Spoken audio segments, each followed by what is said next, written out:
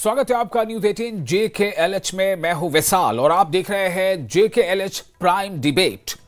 22 अप्रैल को हुए पहलगाम बैसरन पर आतंकी हमले ने हालात को काफी हद तक बदल दिया है और इस हमले के बाद के ही ये हालात हैं कि जब हिंदुस्तान ने सीधे तौर पर यह घोषणा कर दी है कि अगर पाकिस्तान की तरफ से आइंदा ऐसी कोई हरकत हुई तो इसे स्टेट ऑफ वॉर समझा जाएगा। दूसरा सबसे बड़ा और अहम जो मामला है वो ये है कि हिंदुस्तान ने साफ तौर से कह दिया है कि अब हिंदुस्तान पाकिस्तान की तरफ से दी जाने वाली किसी भी न्यूक्लियर धमकी को खातिर में नहीं लाएगा। इन सब के अलावा एक और बड़ी बात, जिस तरह से पाकिस्तान के तमाम बड़े नेता ऊपर से नीचे तक बौखलाए हुए हैं, वो है सिंधु जल समझौते को अभियान पे रखना। यह एक बहुत बड़ी जो बात है, बहुत बड़ा कदम है जो हिंदुस्तान ने इस बैसरन वाले हमले के बाद पाकिस्तान के खिलाफ जो कदम उठाया है, और यह ऐसा कदम है जिसके बारे में कहा जाता है कि इसके दूरगामी नताइज होंगे। जिस दिन इस बात का ऐलान किया गया था कि इंडस वाटर ट्रीटी को अभियान पर रखा जा रहा है, वो दिन है और आज कि पाकिस्तान के तमाम बड़े नेता, जहां तक के वजीर आजम भी, या फिर जो साबिक वजीर खारजा है वो, या फिर आर्मी चीफ, तो एयर चीफ मार्शल, यानी कि हर कोई के जवान सिर्फ एक ही बात है कि सिंधु आबी मुआहिदा यानी कि सिंधु जल समझौता, यानी कि कहते हैं ना कि तीर जो है बिल्कुल निशाने पर लगा है। लेकिन अब एक और बात यह है कि जिस मुआहिदे के तहत, यानी जिस मुआहिदे को अभी अभियान पर रखा गया है, लेकिन जब यह मुआहिदा तय हुआ था, जब 1960 पे एग्रीमेंट तय हुआ था, साइन हुआ था, उस पर सवाल अब उठ रहे हैं। और इस बार सवाल उठाया है किसने? बीजेपी के जो राष्ट्रीय अध्यक्ष है जेपी नड्डा ने, और सवाल उठाया है साबिक वजीर आजम पंडित जवाहरलाल नेहरू पर।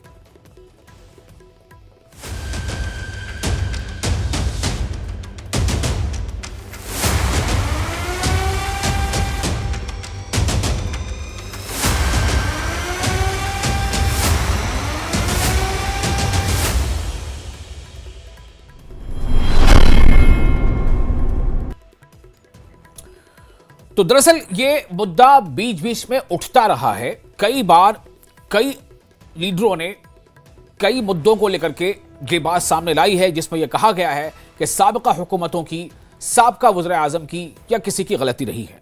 लेकिन आज साफ तौर से जो मुद्दा है जिस पर हम जिक्र कर रहे हैं वो ये है कि दरअसल बीजेपी के राष्ट्रीय अध्यक्ष जेपी नड्डा ने जो ट्वीट किया है वो आपको जरा पढ़ के सुनाना चाहता हूं। उसके बाद फिर हम लोग चर्चा करेंगे। हमारे साथ जो मेहमान जुड़ गए हैं, मैं चाहूंगा पहले उनका इंट्रोडक्शन करा दूं। हमारे साथ इस पैनल में जो शामिल है वो है संत कुमार शर्मा जी, जो इंडस वाटर ट्रीटी के एक्सपर्ट हैं, वो हमारे साथ इस चर्चा में शामिल होंगे। TR श्रीनिवास जो सीनियर लीडर हैं बीजेपी के और मीडिया पैनलिस्ट हैं, वो भी हमारे साथ मौजूद होंगे। Advocate Muzaffar Iqbal Khan independent MLA हैं जम्मू कश्मीर से, वो हमारे साथ इस बातचीत में शामिल होंगे। और doctor Ajay Upadhyay, national spokesperson Congress, ये तमाम लोग हमारे साथ इस परिचर्चा में शामिल होंगे। लेकिन इससे पहले कि हम अपने मेहमानों का स्वागत करते हैं और इससे पहले कि हम चर्चा की शुरुआत करें, आइए पहले ये बताते हैं कि दरअसल जेपी नड्डा ने क्या ट्वीट किया है। जेपी नड्डा ट्वीट करते हैं कि 1960 के सिंधु जल संधि यानी सिंध आबी मुआहिदा पूर्व प्रधानमंत्री यानी साबिक वजीर आजम जवाहरलाल नेहरू की सबसे बड़ी भूलों में से एक थी, जिसमें राष्ट्रीय हितों को व्यक्तिगत महत्वाकांक्षाओं की बलि चढ़ा दिया गया था। देश को यह जानना चाहिए कि जब पूर्व प्रधानमंत्री पंडित नेहरू ने पाकिस्तान के साथ सिंधु जल संधि पर हस्ताक्षर किए थे, तो उन्होंने एक तरफा तौर पर सिंधु बेसिन का 80% पानी पाकिस्तान को सौंप दिया था, जिससे भारत के पास सिर्फ और सिर्फ 20% हिस्सा रह गया था। यह एक ऐसा फैसला था जिसने भारत की जल सुरक्षा और राष्ट्रीय हितों को हमेशा के लिए खतरे में डाल दिया था। सबसे भयावह पहलू यह था कि उन्होंने यह काम भारतीय संसद से परामर्श किए बिना किया था। इस संधि पर सितंबर 1960 में हस्ताक्षर किए गए थे। हालांकि इसे संसद में केवल 2 महीने बाद नवंबर में, यानी सितंबर में पहले हस्ताक्षर हो चुके थे और नवंबर में वो भी केवल 2 घंटे की औपचारिक चर्चा के लिए रखा गया था। ये वो बात है, ये वो पूरा टेक्स्ट है, ये वो पूरा मतन है जो जेपी नड्डा ने अपने ट्वीट में लिखा है, जो इस वक्त आपके स्क्रीन के सामने है। अब सवाल ये पैदा होता है कि दो तीन बातें हैं कि जो किया गया था वो तो माजी है, जो कर सकते हैं वो हाल है, और जो इसका असर पड़ेगा वो मुस्तकबिल होगा। तो इस पर चर्चा करते हैं। सबसे पहले हमारे साथ मौजूद हैं जितने मेहमान, आप तमाम लोगों का बहुत इस्तकबाल है, मुजफ्फर साहब आपका भी, और अजय उपाध्याय हमारे साथ जुड़ने वाले हैं। संत कुमार जी आपका बहुत स्वागत, आप जुड़ चुके हैं हमारे साथ, टी आर श्रीनिवास जी जुड़ चुके हैं। सबसे पहले मैं आपके पास ही आता हूं, संत कुमार शर्मा जी, आप IIWT के एक्सपर्ट हैं। इस पर बायसरन वाले हमले के बाद से कई दौर की चर्चा हो चुकी है, इस मुद्दे को कई बार उछाला गया, खासतौर से पाकिस्तान की तरफ से ये कहते हुए कि आप ऐसा नहीं कर सकते, आप ऐसा करेंगे तो हम ये कर देंगे, हम वो कर देंगे, हम फलां कर देंगे। हालिया अभी स्टेटमेंट है आसिम मुनीर का, जिन्होंने कहा है कि अगर आप डैम बनाते भी हैं तो हम उसे मिसाइल से तबाह कर देंगे। बहरहाल इसका मतलब यह है कहीं ना कहीं कि तीर निशाने पर लगा है। हिंदुस्तान ने जो कदम उठाया है वो तीर निशाने पर लगा है। संत कुमार शर्मा जी, अब नड्डा साहब जो अभी ट्वीट कर रहे हैं, इस सबको मिलाकर मैं चाहूंगा फर्स्ट योर कमेंट आप से शुरुआत करें जी।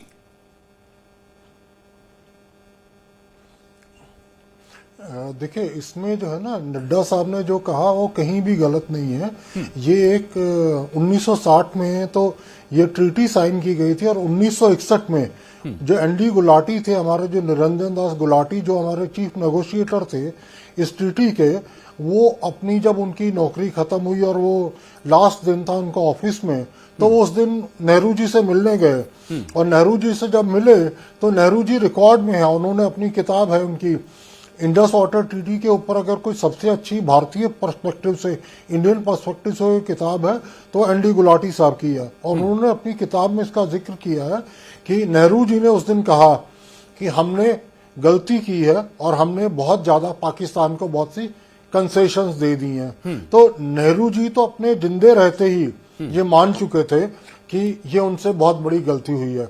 ये बात अलग है कि एक बार गलती होने के बाद उसका कोई ऐसा नहीं था कि हम बोलते हैं जब हम रस्सी को गांठ बांधते हैं, अगर ताकत से बांधें तो होता क्या है, उसको बाद में आप खोलने की कोशिश करें, हाथ से नहीं खुलती, वो दांतों से खोलनी पड़ती है। तो वही हाल है कि जो नेहरू जी काम करके गए थे उसको जो मोदी सरकार को दांतों के साथ खोलना पड़ रहा है, और उसमें बहुत सी गुत्थियां जो सुलझ नहीं पा रही हैं। और उस समय की जो 30 नवंबर 1960 की जो डिस्कशन है पार्लियामेंट में जो हुई है जी, उसमें जो लोग सबसे ज्यादा मुखर थे वो अपने कांग्रेस के भी लोग थे, और उनमें है अशोक, ये रहे हैं हरिश्चंद्र माथुर, रहे हैं अशोक मेहता, रहे हैं इकबाल सिंह, रहे हैं अटल बिहारी वाजपेयी जी उस समय बलरामपुर से MP थे और जनसंघ को रिप्रेजेंट कर रहे थे। तो इन सब लोगों ने इसके बारे में कहा था कि जो ट्रीटी है, अगर प्रधानमंत्री इसके बीच में इंटरफेयर ना करते, इसके बीच में इंटरवीन ना करते, तो शायद ये ट्रीटी ना होती, जैसा कि अयूब ने भी कहा था। लेकिन इस ट्रीटी का हमको खमियाजा ये भुगतना पड़ा। इस ट्रीटी के साइन होते ही अयूब ने ये कहना शुरू किया कि हमको अपर स्टेम्स ऑफ वेस्टर्न रिवर चाहिए। जी, तो एक तो ये पहलू है। मैं अब इसी सवाल को लेकर अपने बाकी जो मेहमान हैं उनके पास जाना चाहूंगा। हमारे साथ TR श्रीनिवास साहब है, सीनियर लीडर BJP, और अजय उपाध्याय भी जुड़ चुके हैं। श्रीनिवास साहब, मैं आपके पास आता हूँ, अगर आप मेरी आवाज़ सुन पा रहे हो तो। मैंने जैसा कहा कि नड्डा साहब ने जो अभी ट्वीट किया है उसके परिप्रेक्ष्य में, और साथ ही साथ जो कदम भारत ने उठा लिया है बाज़ाब्ता ट्रीटी को अभियान पर रखने का बायसरन वाले हमले के बाद से, तो ये सब मिलकर, और जिस तरह से पाकिस्तान की तरफ से बेचैनी वाला बयान बार बार आ रहा है, कभी चीफ मार्शल का, कभी शहबाज साहब का, कभी भुट्टो का, तो बिलावल भुट्टो का, ये सब कुछ क्या बता रहा है? बहुत बहुत शुक्रिया जो ये डिबेट के लिए आपने जो मुझे आमंत्रित किया, और बाकी सब मेरे जितने फेलो पैनलिस्ट है उनको मेरा प्यार भरा नमस्कार जी। ये जितने भी इश्यूज थे 1947 से जो हमारे देश के खिलाफ हुए हैं, उसको एक एक करके हमारी जो गवर्नमेंट है, माननीय प्रधानमंत्री जी के नेतृत्व में एक एक करके हम सुधार रहे हैं। ये फैक्ट है, जग जाहिर है। और इसके जो जितने फैक्ट्स हैं, नड्डा साहब ने 100% एग्जैक्टली टू द पॉइंट बोला है। It is nothing but Himalayan blunder. और कांग्रेस के जितने भी नेता थे उस टाइम, कांग्रेस MP हरिश्चंद्र माथुर, अशोक मेहता जी, AC गुहा, सब ने एक ही कहा, भाई इतनी जल्दी क्या थी आपको दान करने की, लॉस करने की? जितने भी हमारे जो पीढ़ियां आएंगी अगले, उनको उसका खामियाजा भुगतना पड़ेगा। और ये तो सरेंडर करने की क्या जरूरत थी? आपको पार्लियामेंट को आप कॉन्फिडेंस में लेते लेते 2 महीने के बाद आपने 2 घंटे के औपचारिक तरीके से आपने इसको डिबेट में डाल दिया। ये ये जो वाटर एक है, लाइफ लाइन है किसी भी कंट्री के लिए और किसी भी पॉपुलेशन के लिए। उस टाइम पे थोड़ा दूरंदेशी से अगर डिसीजन लिया होता कि इंडिया का पॉपुलेशन उस टाइम पे एक्स था, तो x+10 होता अगले 50-60 साल में। अगर ये किया होता, अगर वो सोचा होता, तो ये इंडस वाटर ट्रीटी कभी इतनी वन साइडेड नहीं होता, क्योंकि हमको हार्डली 19% मिला है, बाकी सब चला गया है पाकिस्तान को। सो इसका जो अबायंस में रखा गया है वो करेक्ट है, इसमें कोई गलती नहीं है, क्योंकि हमको हमको करेक्शन करना है। जितने भी पार्टी हिस्टोरिकल ब्लंडर्स हो उसको एक एक करके हमको करना है, बिकॉज ये देश का मामला है, ये किसी जात नहीं, किसी मजहब के खिलाफ ठीक नहीं है, ये सब पानी ठीक है, ये देश का मामला है, जो ब्लंडर से उसका करेक्शन करना है। लेकिन ये सवाल है कि क्या यही सही समय था, इससे पहले हो सकता था, या इसमें भी थोड़ा डिले हो गया? मैं इस पर बात करूंगा कि फिलहाल अजय उपाध्याय हमारे साथ जुड़ चुके हैं। Doctor Ajay Upadhyay national spokesperson है कांग्रेस के। डॉक्टर अजय, मैं आपके पास आना चाहता हूं। जेपी नड्डा साहब ये अपने ट्वीट पर लिख रहे हैं कि एक पंडित नेहरू की बड़ी भूलों में से एक भूल थी ये कि जिस तरह से इंडस वाटर ट्रीटी पर हस्ताक्षर किए गए और 80% पानी पाकिस्तान को सौंप दिया गया। देखिए, जेपी नड्डा साहब हों, भाजपा के लोग हैं, प्रधानमंत्री जी हैं, सच बात है कि अपनी कमियों को छुपाना है तो उनको नेहरू एक बहाना है। अच्छी बात है, नेहरू जी के सारे वो जो योगदान है, उनके कंट्रीब्यूशन है या उनकी जो कमियां हैं, उसका एक अलग से मतलब आप ये कह रहे हैं कि गलतियों को छुपाना है तो नेहरू एक बहाना है, मतलब आप ये इसको बहाना मान रहे हैं या इसको अभी तथ्य से नहीं मान रहे? सच्चाई यही है, सच्चाई सब जानते हैं।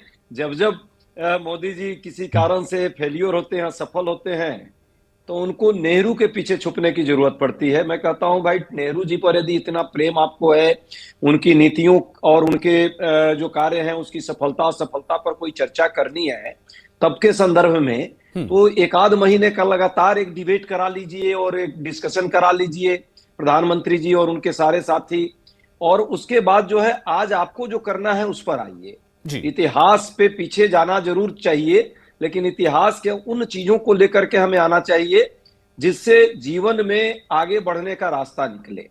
प्रधानमंत्री जी जिन चीजों को याद कर रहे हैं, इंडस ट्रीटी की जो बात कर रहे हैं कि नेहरू जी ने उसमें गलती कर दी और नेहरू जी ने वो किया। पहली बात कि उसमें विश्व बैंक की मध्यस्थता थी, सबको पता है, आपके दर्शकों को भी पता होना चाहिए। फिर किस तरह अफगानिस्तान, पाकिस्तान, चाइना और तिब्बत का जो एक बड़ा पठार और पार्ट है, उस पर बहुत सारे उसके ज्योग्राफिकल रीजन्स थे। उस समय की जो अंतर्राष्ट्रीय स्तर पर जो कन्वेंशन के रूल्स थे, वो रूल लागू होते थे।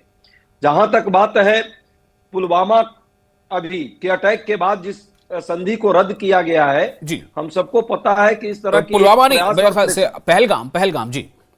मैं पुलवामा का नाम इसलिए लिया कि पुलवामा के बाद भी ये घोषणा प्रधानमंत्री जी के द्वारा हुई थी कि हम इन चीजों को प्रतिबंधित करते हैं जी। और फिर किसने उसको ठीक कर दिया, कैसे कब खुल गया, फिर कैसे सारी चीजें, यहां तक कि व्यापार भी होने लगी, क्रिकेट भी खेलने लगे, डिसीजन किसका था? तो ये गलती जो आज जो कह रहे हैं, छोड़िए नेहरू जी की, आप ही ने पुलवामा के बाद जो किया था उसको क्यों आपने फिर से रिट्रीट कर लिया?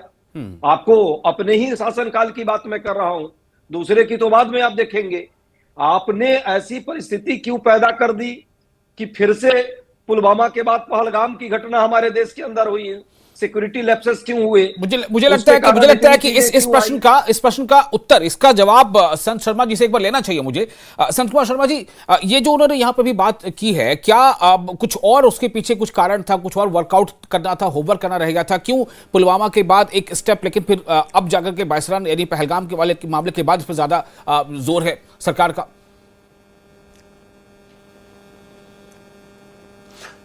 नहीं, ये जो है ना, इस तरीके का पाकिस्तान के जो आतंकवादी हमले हैं वो कोई नई बात नहीं है।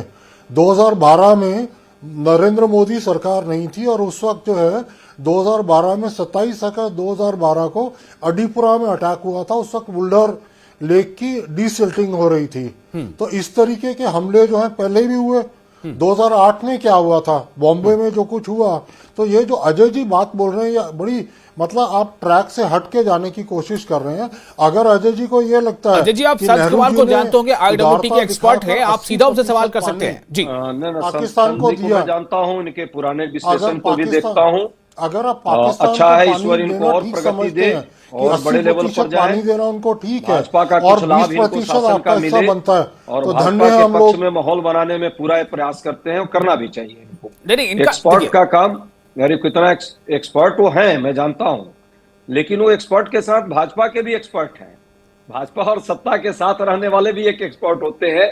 आजकल जो सबसे ज्यादा एक्सपर्ट वैसे ही लोग आते हैं देखिए चैनलों में, यहाँ वो बात बिल्कुल नहीं है। यहाँ हम उस मुद्दे पर बात कर रहे हैं, और इस मुद्दे को लेकर के कोई अगर अपनी बात रखना चाहता रखिए। मुद्दे का मैंने तो रिसेंट की बात की, नेहरू जी तो तब आएंगे ना। अभी पुलवामा और पहलगाम के बीच में जो क्या हुआ, कौन किया डिसीजन? तो प्रधानमंत्री जी नहीं किया होगा। पुलवामा में जब अजय जी की बात पूरी होती है, मैं उनका उत्तर देना चाहूंगा। ठीक है, फिर पहलगाम में क्यों आना पड़ा? इसी तरह चाइना से जो जो डिसीजन हुए सब पलटे जा रहे हैं। मेरे कहने का मतलब है टाइम और समय की बात है, लीडरशिप की बात है। आज आपके हाथ में निर्णय है, आप जो निर्णय लेते हैं उस पर आप अडिग रहिए। ठीक है, चाइना से अजय जी मुझे थोड़ा अपने मेरे चौथे मेहमान भी जुड़ गए हमारे साथ। आप कहीं वो नाराज ना हो जाए भाई, मुझे उनके पास जाना पड़ेगा। मुजफ्फर इकबाल साहब ऐसे भी एडवोकेट है, बचना पड़ता है थोड़ा। एडवोकेट मुजफ्फर इकबाल खान साहब, मैं आपके पास आ रहा हूँ।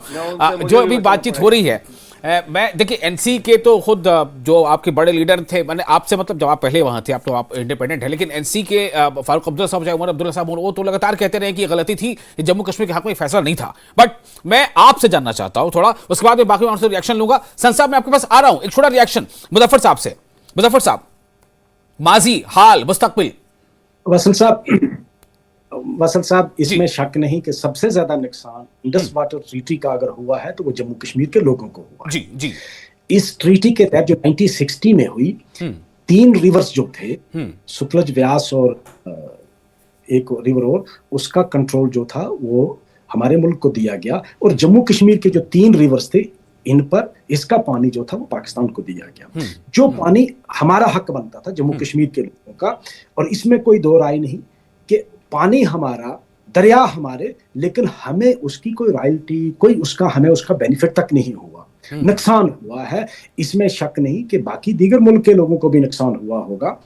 मैं नेहरू जी को क्रिटिसाइज नहीं करता, he was a statesman of a par excellence, there is no doubt in it.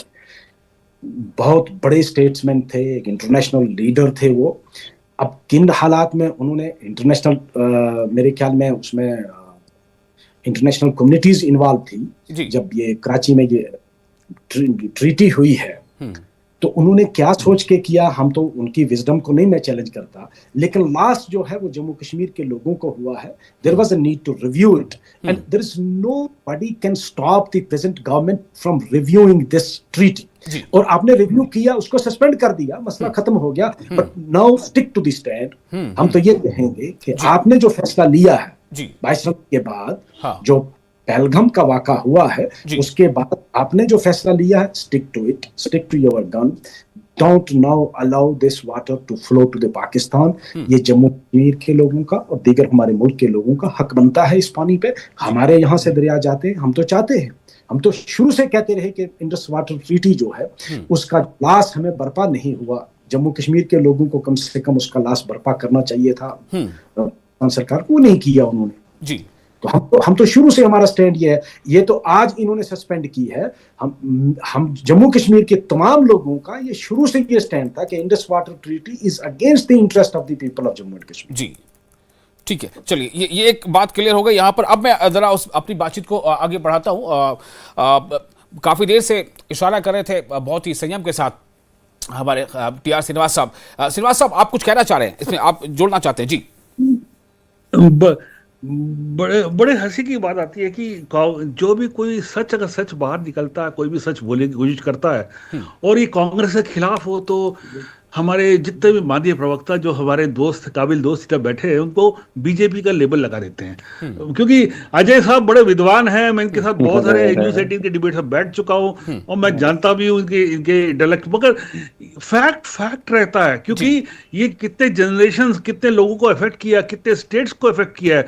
ये उस टाइम पे अगर एक दूरदर्शी एक अगर डिस्कशन हो जाता, ये आज यहाँ इसकी नौबत नहीं होती। मैं ये बोलना चाहता हूँ। ठीक है श्रीनिवास साहब, आपने बहुत शाइस्तगी से अपनी बात पूरी कर ली कि मेरा सवाल यह है कि क्या ऐसा होता नहीं है? कई बार ऐसा होता है, हमने सुना है, कहते हैं कि भैया हो सकता है मेरी तपस्या में कुछ कमी रह गई होगी, कई बार कुछ तरह से चीजें होती हैं। तो सवाल अहम क्या है? अहम यह है कि हम ये बताएं किसने किया, क्यों किया, या अहम यह है कि हमें करना क्या है? संत साहब, मैं आपके पास आ रहा हूं। देखिए, जेपी नड्डा साहब ने फैक्ट को फैक्ट बोला है, फैक्ट हकीकत है। अगर आप 10 साल के बाद भी दोहराएंगे तो वो फैक्ट रहेगा, क्योंकि ये बात बहुत बारी उठ चुका है कांग्रेस की तरफ से, और ये पार्लियामेंट में भी क्वेश्चन। मेरा सवाल देखिए, सवाल मैं फिर आपके पास सामने ला रहा हूं। अच्छा है कि ये मुद्दा फिर से उछला, लेकिन ये मुद्दा तो बैसरा हमले के बाद उछला हुआ है ही ऑलरेडी। मेरा सवाल ये है कि हमें करना क्या चाहिए, आगे क्या करना चाहिए? जो संत साहब कह रहे हैं उसके बात मानेंगे ना? जो संत साहब जी बोलिए। देखिए, जैसे हमारे माननीय एडवोकेट साहब जो एनिमल साहब हैं, उन्होंने एग्जैक्टली बोला है, stick to the guns, we are sticking to the guns. हम वो पानी, खून और पानी साथ में नहीं बहेंगे। ठीक है संत कुमार जी, मैं आपके पास आ रहा हूं, आप अपनी बात पूरी कर लीजिए जी। देखिए, मेरा ये मानना है कि विशाल, हमको जो है ना, जो इन्होंने पाकिस्तान ने ट्रैक 2 टॉक्स के बीच में जो है जितनी बार बात की है, एक चिन्हाव फार्मूला किया है।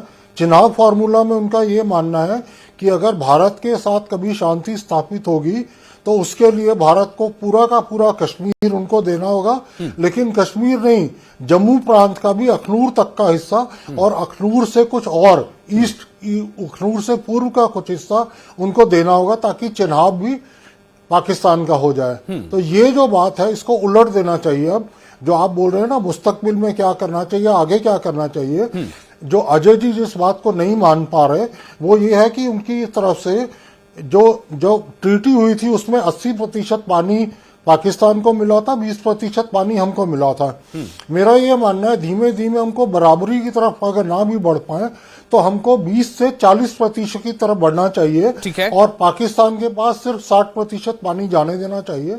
और वो ऐसे संभव है कि हम ये करें कि हम चिन्हाव का जो पानी है पूरी तरीके से भारत की तरफ मोड़ दें, और उसमें हमें कुछ साल लग जाएंगे, कुछ दहाइयां लग जाएंगी, लेकिन पूरा का पूरा उसके बाद जो है, अगर चिन्हाव का पानी हमारी तरफ आ जाए तो हमारा ये होगा कि हमारा प्रतिशत जो रहेगा, हमारा पानी आ जाएगा 40% और उनके पास रह जाएगा 60%। तो मेरा ख्याल है कि अजय जी को इस बात पे आपत्ति नहीं होनी चाहिए। अजय जी, क्या आपत्ति अब आपको है? अजय जी, आपको आपत्ति क्यों है और किस बात पर है? अजय जी देखिए, संत कुमार जी और थोड़ा सा सुधर जाए, आपको मैं भी स्वीकारता हूँ, और ठीक है, विश्लेषण अपने अपने दृष्टिकोण से होता है, सबके अपने पक्ष होते हैं।